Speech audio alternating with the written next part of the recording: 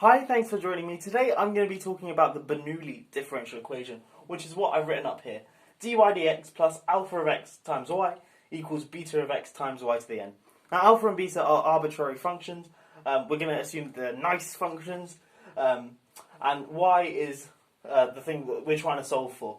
Okay, and I've written n does not equal 0 or 1, and the reason for that is if n equals 0, then this thing here, y to the n, is just y to the 0, which is 1. So then we're just left with the standard linear differential equation. And if n equals 1, then we've got beta of x times y to the 1. But then we can bring this onto the left-hand side.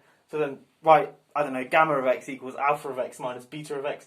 So then we'll have dy dx plus gamma of x times y equals 0. And again, that's a linear differential equation, which is nice.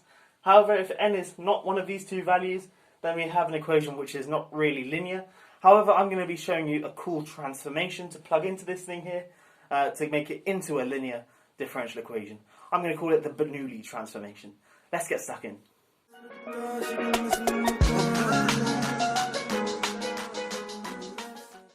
Okay, so I guess the magic ingredient is knowing what substitution or / transformation to use, and it is this thing here. Let's use z is going to be equal to y to the 1 minus n. Okay, so this of course means that y is equal to z to the 1 over 1 minus n. And now notice that this makes sense because n isn't 1. Great. Now let's work out what dy dx is. So dy dx, using the chain rule, is going to be d dz of this thing here times dz dx. Okay, d dz of this thing here is going to be precisely 1 over 1 minus n times z to the 1 over 1 minus n minus 1. But we can clean this up a little bit.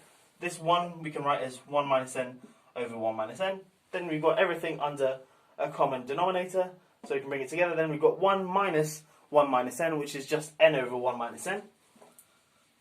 So this is just n over 1 minus n. And then of course we've still got the dz dx here. Okay, so dy dx equals this thing here. Now what I'm going to do is take this and shove it back into this thing here, and we're going to see some nice cancellations. Okay, so I have this equation here. Now what we want to do is clean it up a little bit, and the way I'm going to do that is multiply through by z to the minus 1 over 1 minus n.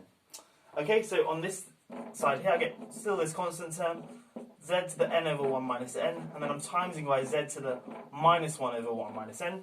Okay, bringing these two things together gives me just an n minus 1 over 1 minus n, but of course that is just minus 1. Great, and then I've still got this dz dx here, plus alpha of x times z to the 1 over 1 minus n times minus 1 over 1 minus n. Of course, that cancels quite nicely, to just give me alpha of x. And then here I'm left with beta of x times z to the, and I'm going to get the same thing here, n over 1 minus n minus 1 over 1 minus n, which is going to result in the minus 1 in the exponent. Great, and I'm almost done now. What I want to do is multiply through by z, and I'm also going to multiply through by 1 minus n, so I've just left with dz dx at the front. So I've got dz dx plus z, let me write it like this, plus n minus 1 alpha of x times z is equal to n minus 1 times beta of x. And now what's really nice about this is a linear differential equation in terms of z, and that means we can solve it, and we can always solve this using the integrating factor method. I'm not going to go into that today, perhaps I'll make a video about that in the future, but what's really nice about this is you can always solve it for z, regardless of what alpha and beta are, and in fact you can write out an explicit solution in terms of general alpha and general beta. And then of course you can just use this formula here, z equals y to the 1 minus n, to give us what y is. Okay, so we can work out what z is, and then just take the 1 minus nth root of that, and that will give us what y is. Okay, so that's the Bernoulli differential equation, and featured the Bernoulli transformation. I hope you have enjoyed this video. If you are new here, please do consider subscribing. I make lots of fun maths videos like this, ones in which I prove some cool things, some in which I do some problem solving, that sort of stuff. So if that excites you, please do consider subscribing. Anyway, I'll catch you in the next one. Have a great day.